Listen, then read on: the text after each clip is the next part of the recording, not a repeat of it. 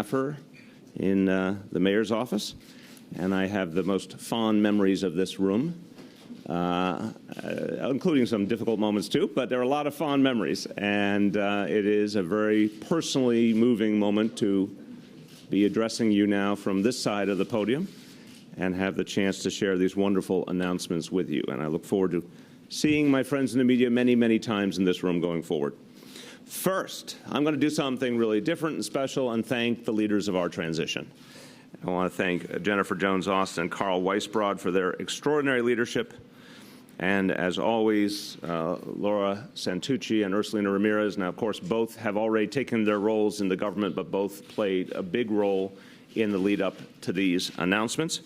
And now that people are in place and starting to hire other people, I want to thank our first Deputy Mayor, Tony Shores, our Deputy Mayor, Lillian Barrios Paoli, and our Intergovernmental Affairs Director, Emma Wolf, all of whom were essential to the hiring of some of the individuals here today. So the build-out of our government, the transition process continues, even though it was a tad interrupted a few days by a snowstorm. We're so pleased with the way everyone handled the efforts of the city during the storm, led by our first Deputy Mayor, Tony Shores. And now that things have gotten a little more normal, we are right back to the process of making appointments, and you'll be having a number of press conferences with us in the next week or two as we announce more and more people. Our mission remains constant. We want a government that is progressive, effective, and diverse, and you will see in each round of announcements that we are fulfilling that commitment. And we've got some tremendous leaders joining the administration today. I'm really proud of this group of people, and I think they're fantastic choices for the roles they're going to play. And I'd like to just up front, I'm going to start talking about each individual appointee, but let me just say for a moment, for our friends in the Spanish media.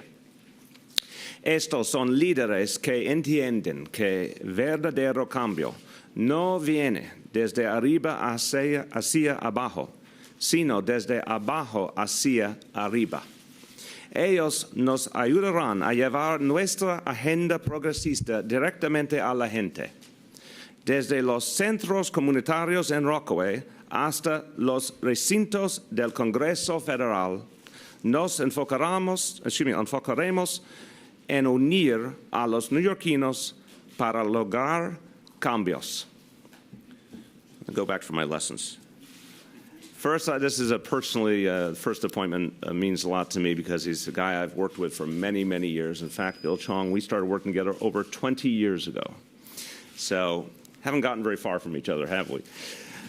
Bill Chong has devoted his entire career to building neighborhoods and supporting neighborhood organizations that help people in need and help our youth and our aging population. He has been extraordinary in his public service. I've seen a lot of it up close and personal. In his time as Deputy Commissioner at the City Department for the Aging, he played a crucial role in helping community organizations create disaster preparedness plans for our elderly and making sure that they were safe in disasters. He's also done a great job as someone who is devoted to making government work more efficiently. He's done a great job of streamlining the grant process and creating the opportunity for more community input. In his 8 years at Department of Youth and Community Development previously, he led the out-of-school time initiative for more than 600,000 young people across 500 programs. He will be an integral player in our efforts to expand after-school programs for tens of thousands of middle schoolers, helping them to stay off the streets and get a great deal of assistance in their education and keeping them on task. Bill and I worked together in the Dinkins administration. He was a valued colleague then, and I had the tremendous joy of working with him at the U.S. Department of Housing and Urban Development under Secretary Cuomo. And I turned to Bill throughout that experience as really one of the smart people about how government can be made to work for people. He always had a level head, a deep understanding of the mechanics of government, a great wry sense of humor, no matter what was thrown at us, and a deep appreciation and love for the people of this city. And I think he is going to make a great commissioner for DYCD. It's my pleasure to introduce Bill Chong. Thank you. He's scared that no pirate jokes. I am resisting making pirate jokes. But if I were to make a pirate joke, I'm thinking of something with plunder, but I'll be back with that. Thank you, Mr. Mayor. It's a pleasure working for this administration. As you've mentioned, we've known each other for many years. We share common values about the power of community organizations, how they can make a difference in the lives of young people and old people and other vulnerable residents. I'm a native New Yorker, born in East New York, Brooklyn. I've lived in 3 out of the 5 boroughs, so I still have time for Staten Island and the Bronx, but I've seen how important community groups can play in improving the quality of life of our neighborhoods, and that will be my priority at DYCD. I'm extremely happy that you've made young people a focus of your administration, and I think of no better investment than to invest in young people in middle school. All the research shows, our own experiences show that young people in middle school sometimes make bad choices that affect their lives forever.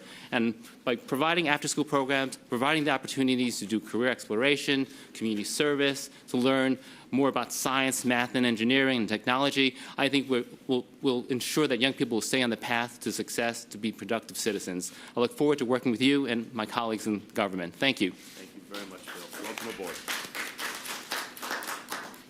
I'm not going to make my pirate joke yet, but at some time I might be so moved. But, Bill, the good news is when you go to DYCD, you will know where everything is. You'll know where the men's room is. You're all ready for the job. All right. Next, the Community Affairs Unit, the CAU. Again, I'll refer back to my earliest time in city government. I worked very, very closely with the CAU. I know what a crucial role that unit plays, being the voice of the city government and the mayoralty out in communities, but also the eyes and ears, learning what's happening at community level, making sure government is responsive to people at the grassroots. When done right, this is an absolute pivot point in our city government to make sure that we're actually doing what we're here to do in terms of serving people, and also recognizing that we do not have a corner on the market of good ideas. A lot of times here in City Hall, we think we understand something that is the right way to handle a certain issue, and we find out that grassroots leaders have a better idea. And so we need a leader at the CAU who understands that, who can work with every kind of community, who can listen, who can spread the word of what we're trying to achieve, but also bring back those good ideas, those critiques, and ensure that community input really reaches deep into City Hall. And that person is Marco Caveolin. Marco has deep roots in organizing communities and in progressive movements. He's someone I've seen his work up close and personal. He is tireless. He's creative. He has a great way of connecting with every kind of person. And as in his previous work as Chief of Staff for State Senator Gustavo Rivera, in a situation I can only say was an extraordinarily, an extraordinarily difficult one, given the dynamics that previously existed in that state Senate district. I think Marco did an incredible job at helping to restore integrity to the work being done in that district. At the Central Labor Council, he's been one of the driving forces behind the paid sick leave bill. And everyone knows I think that the paid sick leave bill that was passed was a step forward, but we need to go a lot farther. I know Marco will be tremendously helpful as we continue that effort. He helped to forge a progressive agenda. Over 300 different union units worked through the Central Labor Council and coordinated activities. So this is a guy who's used to a very big and complex playing field. As head of the Community Assistance Unit, he'll make sure this government responds to all 5 boroughs. And I think everyone knows how serious we are about making sure this is a 5-borough government. As a proud son of the Bronx, Marco is a true believer in this effort, and he will pay particular attention to neighborhoods that have not gotten always the most attention and support from City Hall and from city government. He'll be one of the people who helps make sure we right that wrong. It's my honor to welcome to the administration Marco Caveolin.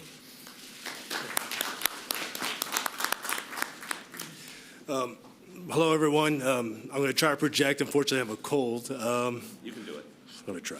So it's a little weird being on this side of the mic. Usually, I'm the person who's trying to convince folks to testify at a hearing or speak at a rally. But let me start by saying how honored I am to be, a part of this administration. How excited I am to start the work that we're going to start. And I'm excited because this is really going to be revolutionary work. I mean, we're really going to hit the streets, talk to people, and most importantly, listen. Now, the reality is that the majority of people who talk about community outreach or engaging communities just do it to check a box, just to talk at their constituents, and then walk away. But this administration is not going to do that. through this administration, especially through CAU, we're going to talk to everyone. We're going to deal with the civics, the community boards, tenant associations, CBOs, average New Yorkers, and see what their issues are, to talk to them about what they think is important, whether it be affordable housing, universal pre-K, programs for seniors, after school. I mean, that's the type of stuff we'll be talking about, and we'll be having the real conversations. And as the mayor said, as someone from the Bronx, Boricua from the Soundview section, I'm someone who was born and raised in the Bronx. My mother was homeless as a teenager. My father was unemployed countless times during the fiscal crisis in the 70s. And my family stayed on their feet because of what government can be. And I know under this mayor and his leadership, government will, restored an important place in the life of not only people in the, in Manhattan, but in all the boroughs and those forgotten neighborhoods. So thank you very much, and thank you. Appreciate it.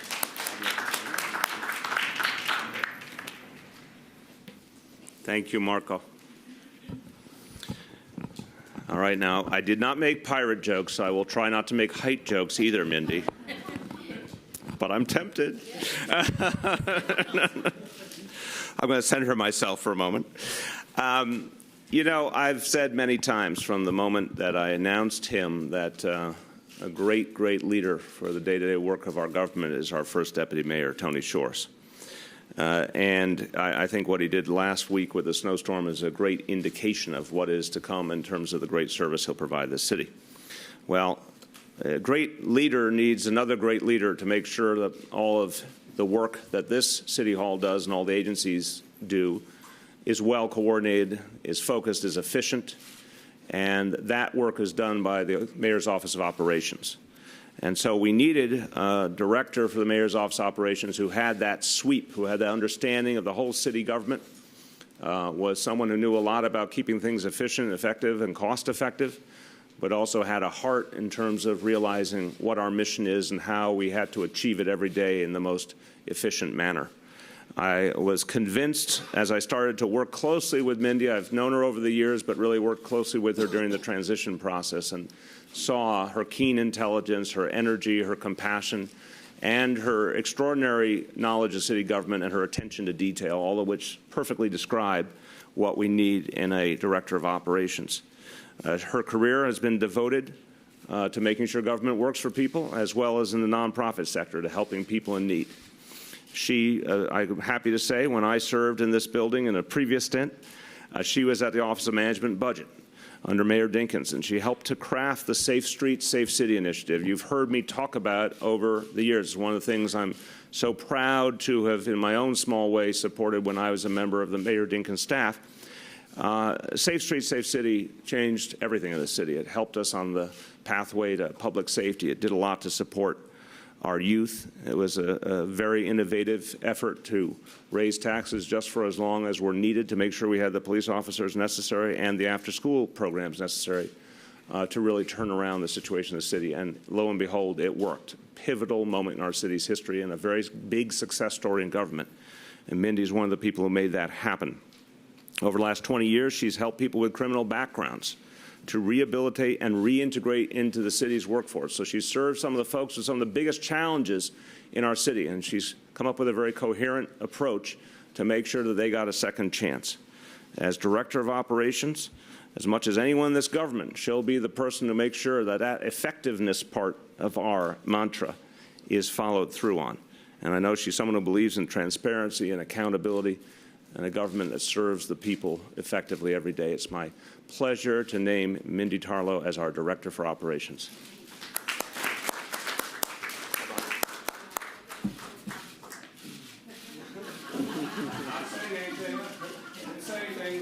Okay. Is everybody happy? I'm now going to stand up here.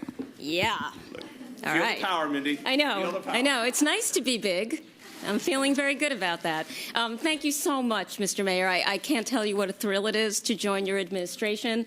I'm a huge fan. I'm a huge believer in your progressive agenda, and I'm so excited to be someone who can help realize it and bring it to fruition. And I'm also so happy to be working with First Deputy Mayor Shores. We also go back many, many years, and I'm delighted to be able to come on board and really focus, as the mayor said, on pulling this agenda together in an effective way, in an efficient way, in a way that breaks down the silos that everyone always talks about, which are real. You know, they always say cliches are cliches for a reason, and government silos fits that bill. And I think part of my job will be to cross-cut across agencies, really work together to solve the problems that we have, and to really build the kind of progressive city that we all imagine, and I couldn't be happier to be on board for that. And for my own personal history, you know, I've devoted more than half my life to public service, both in government, as the mayor said, and for the past 20 years running the Center for Employment Opportunities and helping thousands of formerly incarcerated people who are so far outside our economy enter the labor force, get a foothold, really prosper for themselves, for their families, and for their communities. I fundamentally believe, and I want to continue the mission of demonstrating that the city can be fiscally and socially responsible, and in ways that I think are really about to hit the ground, and I couldn't be happier to be part of that effort. And I'm going to take this box with me wherever I go now. Stay there a minute, Mindy. Congratulations. Thank you so Much easier.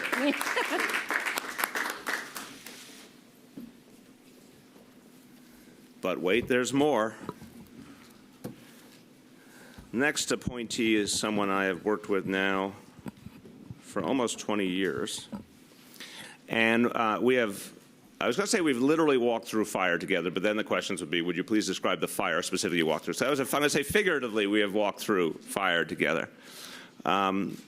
Starting with when I had the honor of being the New York State Director for President Clinton's re-election campaign in 1995 and 96. A young up-and-coming talent appeared on our doorstep. And he was known for his energy, he was known for his creativity, he was known for his idealism.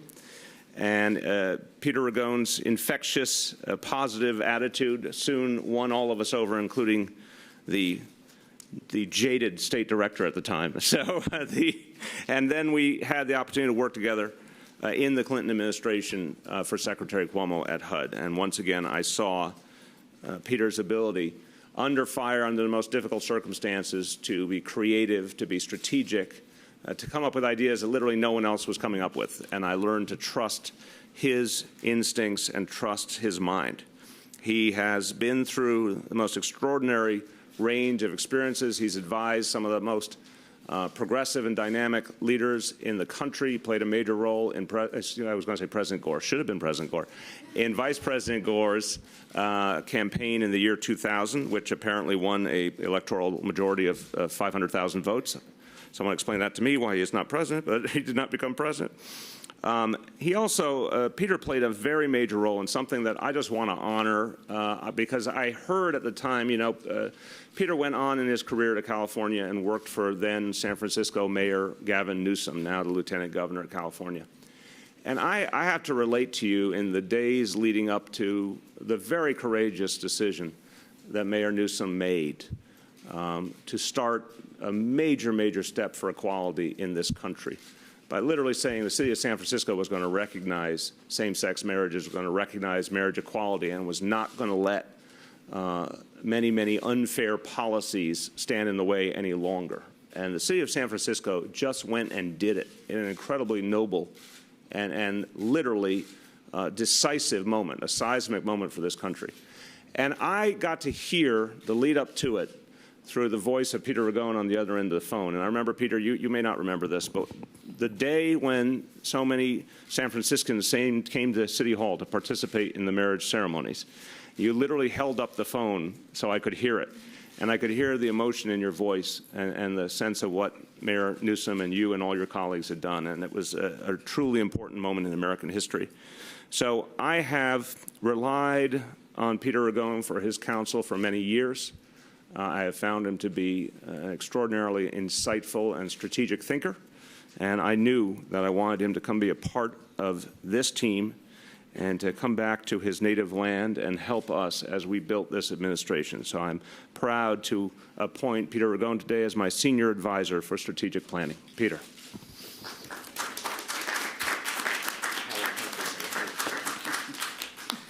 Well, thank you, Mayor de Blasio. It's an honor, of course, to serve in your administration. And for those of you who don't know, the mayor and I, well, he just told everyone, but the mayor and I have been friends since the 1996 campaign. And back then, we used to drive around New York City and upstate New York and talk about the potential of progressive government. Little did I ever know that we'd actually have the opportunity, when you get elected mayor, to implement those things we talked about. And as a Head Start kid and someone who's been a part of this progressive movement my whole life, it's a very, very exciting moment, exciting time.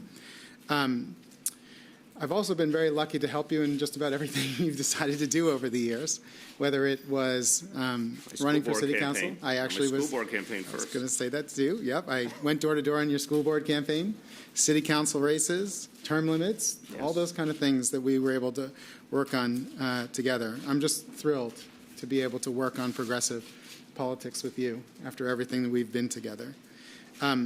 I want to also acknowledge a couple of folks that we've worked with. I've actually worked with pretty much everybody in this room at some point, it feels like, but, usually when I was back on the council side. But I want to thank Marion Andrew Cuomo for their showing me the nobility of public service very early on in my life. I'd like to thank someone you all know, Ken Sunshine, who's been a surrogate dad to me for many years. I'd also like to thank Shalane, Dante, and Chiara, who have also been good friends over the years. And finally, of course, I'd like to recognize Lieutenant Governor Newsom, because when we did work on same-sex marriage and marriage equality in San Francisco, it was the proudest moment of my life, and it showed that the courage of your convictions can actually make a difference in life.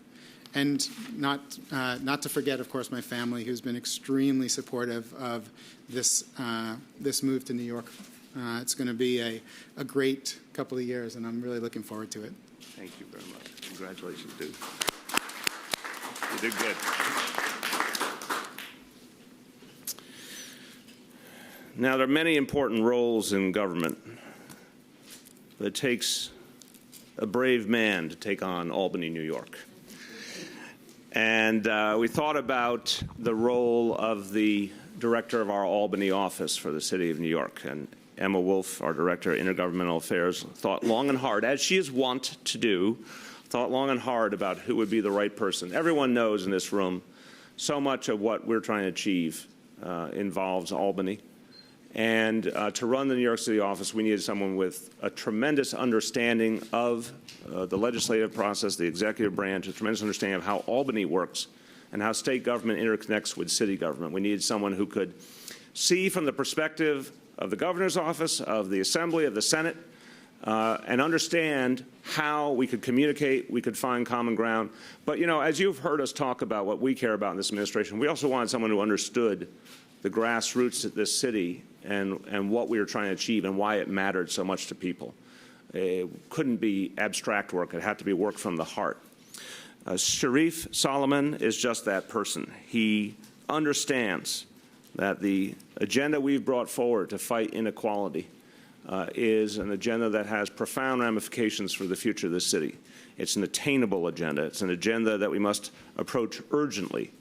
And I am so excited that he's agreed to join us and help lead the charge in Albany to achieve this agenda. He spent years as chief of staff for former Assemblyman Eric Vitaliano of Staten Island and grew up a part of his life in, I'm sorry, I always get my camera one, camera two, camera one, there.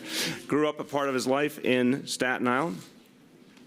So he understands what members of the legislature think from the grassroots up as well. He spent 5 years as a legislative representative for the city of New York in Albany.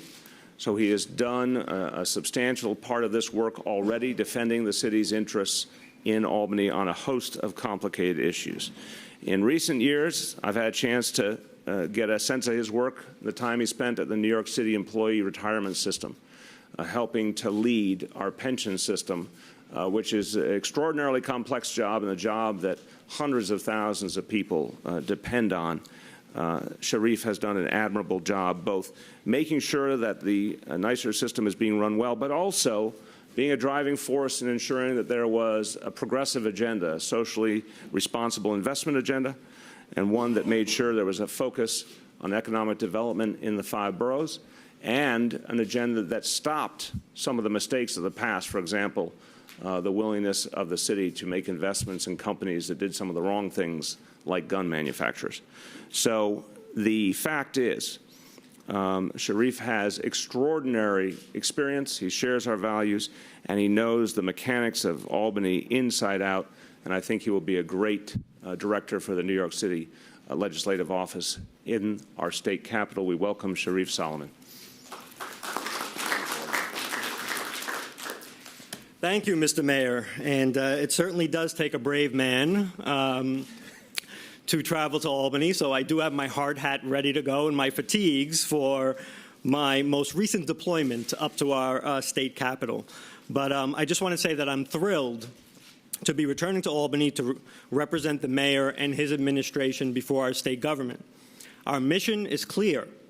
We will partner with the legislature and the executive branch to ensure that the mayor's agenda, an agenda predicated on social and economic justice for all New Yorkers, wins broad approval.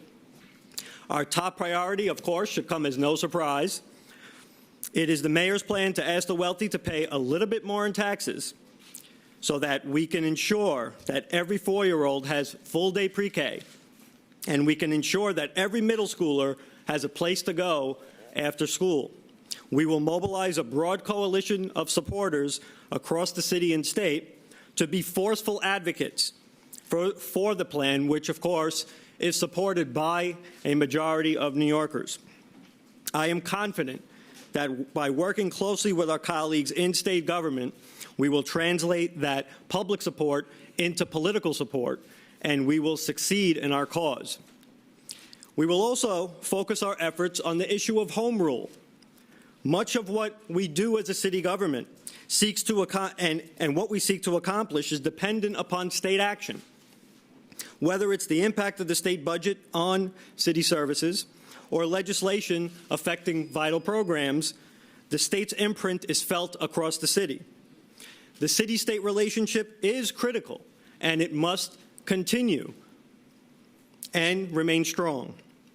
But the city should be able to make its own decisions on issues such as rent laws and speed cameras, just to name a couple. And so we will join with other cities across New York State in fighting for more local control. On a personal note, it is extremely humbling for me to be up here as a son of 2 immigrants who have worked hard their entire life to make it in New York, a union household with decades of public service. It is extremely humbling to be in this position, and I want to thank the mayor once again for placing his confidence in me in advancing the city's interests in our state capital. Thank you.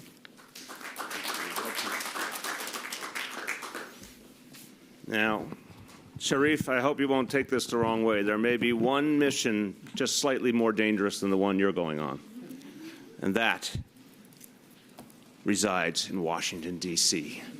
Even the name strikes fear in the heart, men and women everywhere. It's a tough time in D.C. We all know it. It's a tough time. It's hard to get things done. We have a executive branch that I'm so appreciative of, and as mayor of this city, I know President Obama is our ally and has our back. We have a congressional situation that's extremely complicated, particularly in the House of Representatives. And to both work with our good colleagues in the executive branch and navigate the challenges of the legislative branch takes a particular talent. We thought about, and again, this is a Emma Wolf production, we thought about the complexities of Washington, the many, many elements that we would need, because it's a big, sprawling job to run the New York City office in Washington. and you're connecting with so many different elements and trying to move so many different pieces of the agenda. And I dare say there's always a positive, proactive agenda, and there's always a defensive agenda to make sure the actions of the federal government don't undermine New York City. So I can tell you that Max is going to be on his toes. He may get a few good nights' sleep, but not too many. And he'll have a lot to do. The bigger hope that we've talked about before is to one day, working with mayors and governors all over the country, get the federal government back to what it should be focused on, which is investments in our nation, in education and infrastructure and research, and particularly a commitment to our cities again. And I've said very clearly this is going to be a big part of my agenda over the coming years, and I'm not going to let go on this one. The federal government should be supporting our cities. It should be supporting New York City and many others that are increasingly the economic engines of this nation. We need help when it comes to mass transit. We need help when it comes to infrastructure. We need help when it comes to public housing and affordable housing. And we've gotten used to our plea for help being ignored, and we have to someday turn that tide. And we have a lot of allies who want to join us in that, but we need a great leader on the ground there to help us coordinate all of these efforts I've mentioned, and that will be Max Siviglia. Max understands our agenda to fight inequality, our progressive agenda. He has devoted his own life in so many ways to a similar agenda. He has represented urban interests before, cities in our nation's capital, including the city of Oakland, California. He currently serves as a Washington, D.C. director for the National Association of Latino Elected Officials, NALEO, and is a leading voice in Washington for the needs of Latinos all over the country on issues like immigration reform and education, housing, the whole host of issues affecting Latino communities. He's been someone who has worked closely with the Obama administration and with both sides of the aisle in both the Senate and the House on a constructive agenda.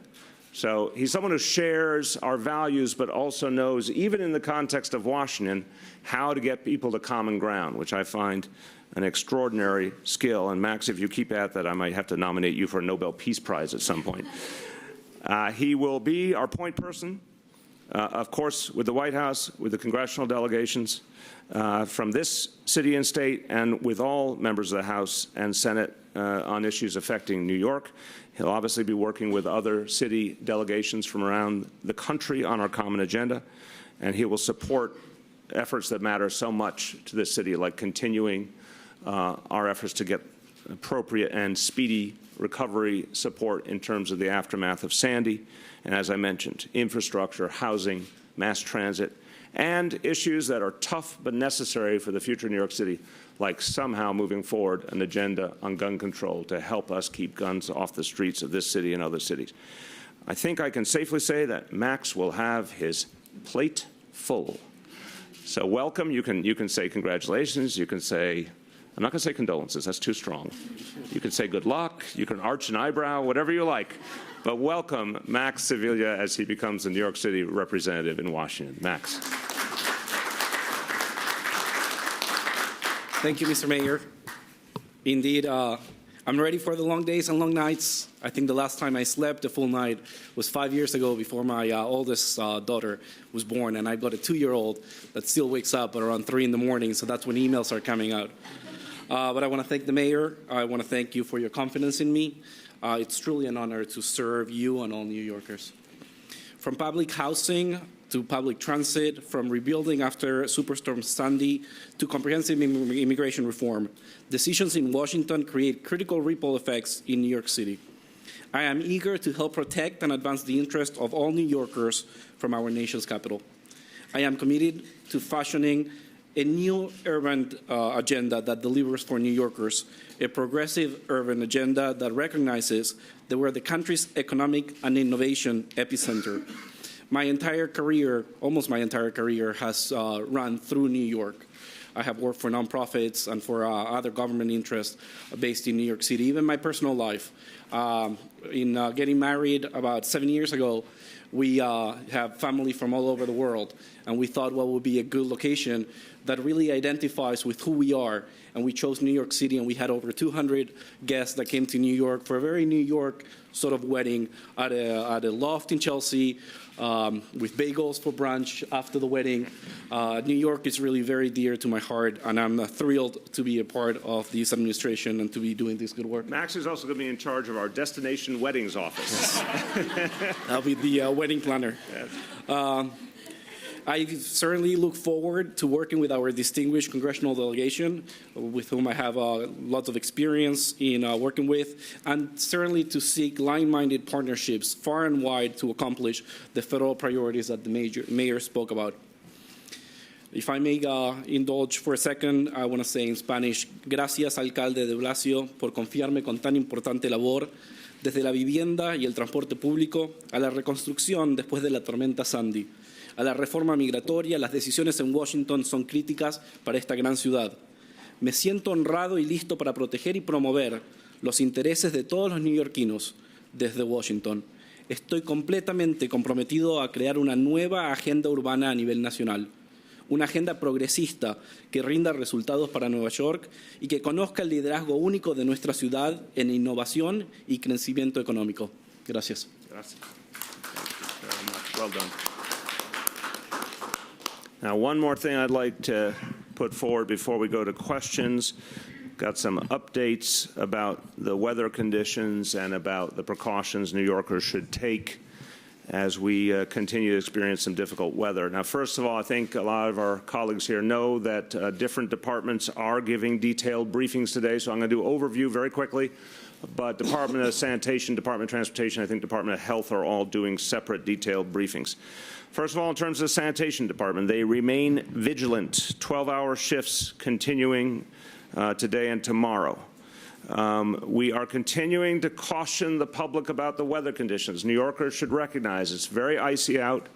It's going to get very cold very quickly. I went out to the gym this morning, and I was not fully prepared for the balmy spring weather. And then, once again, we're going to have the pendulum swing right back, and it's going to be very, very cold very quickly. So the temperatures will plummet tonight. We will get down to the single digits with wind chill. We will be below zero in many parts of the city. So people need to recognize it will be a very, very cold night, and people should exercise caution all over the city tonight. You also will have the reality that there was some warmth today, which melted a lot of snow and ice, and then you'll have flash freezing tonight. So it'll be very icy in areas that even earlier today seemed clear could easily be very icy by tonight. At this moment, the Sanitation Department is picking up trash and recycling, trying to catch up on backlog materials while doing their Monday typical schedule. That'll continue, obviously, pending other weather developments. Alternate side parking is suspended today, and alternate side parking will be suspended tomorrow as well. So again, alternate side parking suspended today and tomorrow. The information on the minds of many, many New Yorkers has now been provided. Snow laborers will continue today into this evening, and then unless something changes, that will complete their work. And as I said the other day, the one thing we can depend on, eternal in the civilization of our city, parking meters are still in effect. Set your watch by it. Because of the extreme cold weather that's coming in and the potential for very icy conditions, senior centers will be open only for lunchtime tomorrow. They'll open, I think, typically beginning at 11 a.m. and stay open through lunch, but not later. And then for homebound seniors, case management agencies will make call to check on high-risk clients during the cold weather. To New Yorkers who drive cars, please drive carefully. Again, you're going to have sudden icing tonight into tomorrow, very slippery conditions. Drive slow, drive carefully. For everyone, dress warmly. Take precautions as you think about this kind of weather. You do not want to be out in it for long periods of time. You want to dress lots of layers. I'm not going to talk about my own experience with layers. I'm just going to say that people should wear lots of layers. As I said the other day, please, I know New Yorkers are so compassionate for their neighbors. Look out for your neighbors, particularly if you have neighbors who are seniors or disabled or have health problems. Look out for them. Check in on them. Now, If you see something that you need help with, weather-related, that is not life-threatening, call 311. If you see something that might be life-threatening, such as a homeless person that might be in immediate danger, or someone I described hypothermia the other day, people who are shivering uncontrollably, people who are in immediate danger, disoriented, for example, that's when you call 911. And remember, it is not just a challenge of being outside in freezing cold temperatures. If someone is not getting heat in their home for a prolonged period of time, you could start to have the same kind of temperatures inside.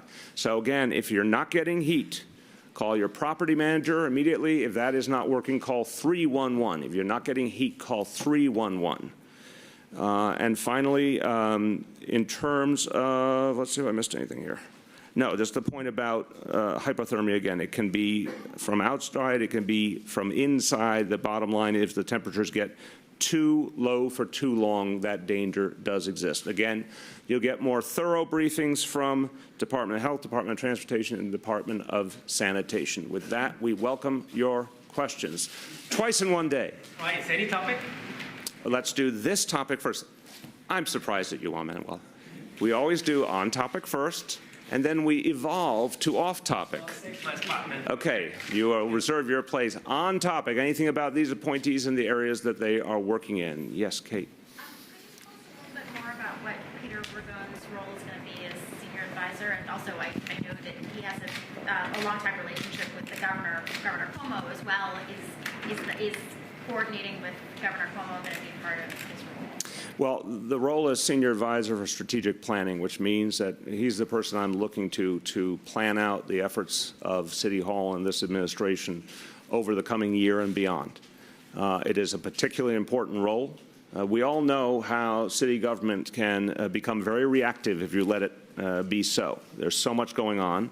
I was struck by that fact earlier today when the members of the team from the Department of Transportation came in, talked to me about how they had helped to block traffic on the Major Deegan so a small plane could land there. Just another day in New York City. So if you get just reactive, you're not going to move your agenda forward. Peter Ragon is the person I'm looking to make sure that we are building out a long-term plan and sticking to it in terms of that proactive agenda. Yes, he does have tremendous relationships in Albany, all over the city, all over the state, and that will be very helpful in implementing the agenda. But his central role is to plan the strategic approach of this City Hall to achieve our goals. On these appointments, on these absolutely fascinating appointments, they're fascinating people, you'll see. Last call on these appointments. All right, off topic. Okay, so, Mr. Mayor, is it true that last night you met with the City Council Bronx delegation to push them to vote for Melissa Margarito as City Council Speaker? How did that go? And at what point do you think that your involvement in this process is too much or counterproductive? You're leading the witness again. So the fact is, yes, I had a meeting with members of the City Council from the Bronx. As I've said many times, I do not go into recounting private conversations. It's a very productive and respectful meeting. The members of the City Council will make this decision. In fact, by this time Wednesday, it will be made. But I've been through this. The members make the choice. I was happy to meet with them and have a very productive exchange. Yes. The candidate you favor in the Speaker's race, Melissa Margarito, has been found to not have reported rental income from one of her properties. I'm wondering what you think of that situation. She's also declined to answer whether she has tenants. Do you think that she should answer this question? I don't know the details of the situation. Obviously, in terms of any disclosure requirements for public officials, we all do our best to keep up with them. They're sometimes complicated and ever-changing. But I know her very well. She's a person of tremendous integrity. I'm sure she will catch up on that disclosure and make it right. Emily. Has the First Lady decided on her formal or official role in City Hall? Will she have a staff or an office? I appreciate the question, but as you know, it is our habit to announce such things when we feel they're all fully formulated and, you know, we are ready to make a formal announcement. So that will be coming, but not right away. Yes. Mayor, some age groups are insisting that Tom Farley be replaced as the health commissioner. Can you talk about What's happening with that relationship? Has he submitted a resignation? What's the status of the search? Well, again, I very scrupulously don't get into the blow-by-blow of our personnel process. I can say I have a lot of respect for Commissioner Farley, and we asked him to stay on transitionally, and we have not yet gotten deep into the process about making decisions about the future of the Department of Health. Yes. If it's up to the members of the City Council to make a decision, then why are you meeting with Bronx delegation members so close to the Speaker's race? Re-ask one's question as well. I mean, do you think at all that there comes a point where this damages her? Again, the members make a decision. It is natural for the mayor to meet with members of the City Council. We had a very productive conversation. They're going to make their own decision. Grace. Your new school chancellor is going to be getting a pension in addition to her salary. So in all, it's going to be, I think, over $400,000. Are you comfortable with the fact that she's going to continue drawing down that pension while serving as school chancellor? Yeah. Is that a good example? It's absolutely legal and appropriate. A number of members of the previous administration did that. Look, she literally has one of the toughest jobs in America. And I'm absolutely appreciative that she agreed to join us. It would have been really easy for her to say no. I'm thrilled that she said yes. I think it's absolutely fair. Over the weekend, Governor Cuomo, it was reported that he reversed his position on medical marijuana, and I was wondering what your take on that was, and if you feel it's appropriate for the city to follow suit, or what your expectations. Well, first of all, I haven't seen the details of his plan, so I will speak very broadly. I commend him for what he's doing. I think he has sought a balanced approach, and I think, from what I understand, the effort that will be made through health facilities is a very careful and smart one, and I think responds to people's legitimate needs. So certainly look forward to understanding the proposal more and working with him, and then seeing where we go from there. Can you comment on the status of the investigation into the abduction and killing of Menachem Stark in Williamsburg? Do you know of any suspects? I don't have